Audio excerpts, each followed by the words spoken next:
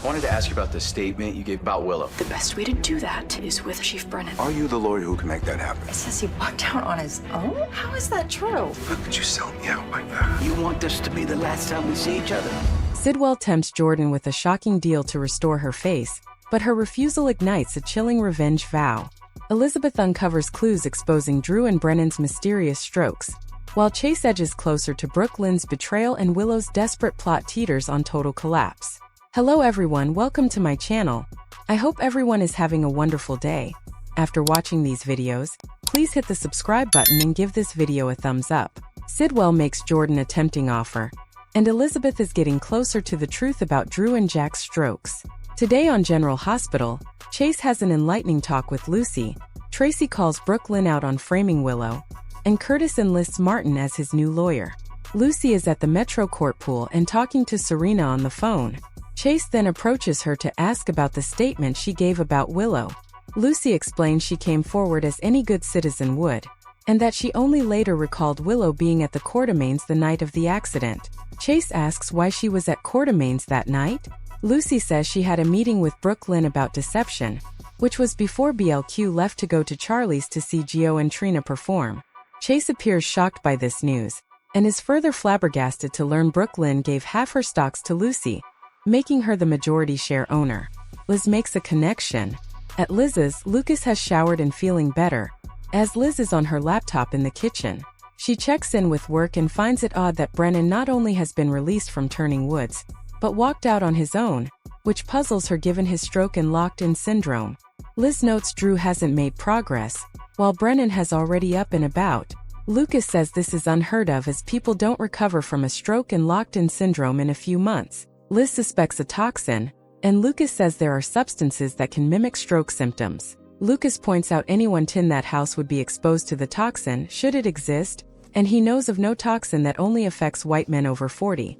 He says it's a streak, but it is a strange coincidence, and if there is a toxin, the county should be notified. Willow gets a visitor. At Willow's, she checks in with her mom, who is mourning Nathan all over again. Willow offers to take care of her Drew nightmare on her own, but Nina wants to be here and help her daughter. The women discuss Drew's mobility is coming back, and his tolerance is building to the drug, which she's running out of. Willow says they need more. Willow says they are going to need help from Brennan if they are to keep Drew silent about what they've done. Brennan soon arrives, and Willow asks if he has the proof on Drew as they are running out of time. Unfortunately, Brennan says Cullum took his black box with the evidence. Nina and Willow freak about Drew coming after them, and Jack says, "You could always kill him." Nina states they aren't about to commit cold-blooded murder, so Jack says there is another option. Are Justine and Sunny over?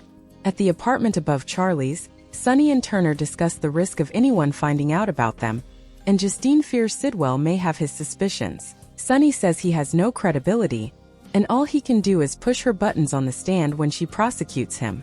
Turner reveals she's not prosecuting him as she's now technically one of his victims, and she's hoping Molly will take the case. Sunny notes that will put Molly square in Sidwell's crosshairs. Turner says Molly knows it's a risk to take on this case, which Sunny doesn't like as she's his niece. Also, now that everyone knows he saved her from Sidwell, Turner says can't ever be seen in public together, and risk the public assuming she's going easy on him. Sunny asks if she's saying she wants this to be over. What does Martin advise Curtis? At Jordan's, she and Curtis talk with Martin, and Curtis tells Martin he's not taking the deal his lawyer offered him. He wants his day in court. As Curtis details the events of the night in question, Jordan excuses herself as she gets a call. Sidwell is on the phone asking if she has a minute for her old boss. Jordan then tells Martin and Curtis she needs to step out, but whatever Curtis wants to do, she's on board. Martin tells Curtis he should strongly consider taking that plea deal, as if he risks trying to make an argument that Isaiah provoked him and it fails, he could be looking at 10 years. Curtis has a child on the way, and doesn't want to spend any time behind bars. He needs a not guilty verdict and asks can Martin make that happen?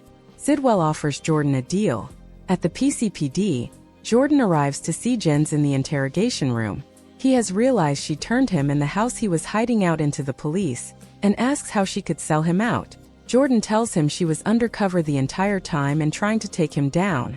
She's just sorry Sunny did it before she could. Sidwell tells Jordan he was suspicious of her at first, but that she won him over. and he loved having her beautiful face as the public front covering for his criminal empire.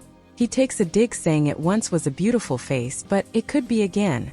He reveals he was going to pull some strings to help her, send her to the same clinic that helped Michael, which is pricey and has a long waiting list.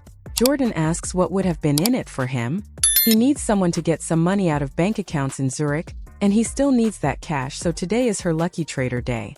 He asks if they have a deal. Tracy confronts Brooke Lynn.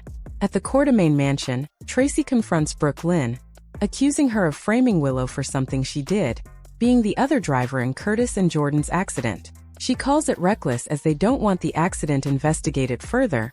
They need it to go away. She set a bad situation on fire when she took Lucy's advice. Tracy asks if Lucy knows she was the other driver, but Brooke Lynn says she doesn't. They argue about Brooke Lynn turning to Lucy for help instead of Tracy, and Brooke Lynn argues she knows her granny feels she'd be better off without Chase. Brooke Lynn says Willow is taking advantage of Chase's good heart, and she just wants him to see Willow for who she is and stops running to save her. Tracy knows how Lucy operates, asking was in it for her? How much did it cost her? Brooke Lynn admits she had to give up half her deception shares in the show's final moments. Tracy yells at her granddaughter that the point of giving Brooke Lynn the shares was so they can run that company together. Brooke Lynn is sorry she hurt her, but she loves her family more than any company. Tracy just hopes this house of cards she's built doesn't come crashing down on her. Chase assumes Lucy is now in debt to Brooke Lynn for giving her her shares, but Lucy says not at all, and this is a mutually beneficial business transaction. Martin tells Curtis his story is compelling, and if they can put Jordan on the stand and show off her injuries, they could maybe get an acquittal. Especially noting a doctor of all people left the scene of the crime. But it's a lot of ifs. Curtis is determined to risk it. Jordan tells Sidwell she has to pass on his offer, which he says she'll regret. Betraying him is personal, and he will pay her back and make her suffer as deeply as he has. Jordan says she wouldn't be able to live with herself if she did one more thing to help him. She walks out and touches her scars. Justine tells Sonny she doesn't want to stop seeing him, and after he saved her, she realized what they have is real. Sonny says when he saw Sidwell holding her hostage, he knew he couldn't lose her.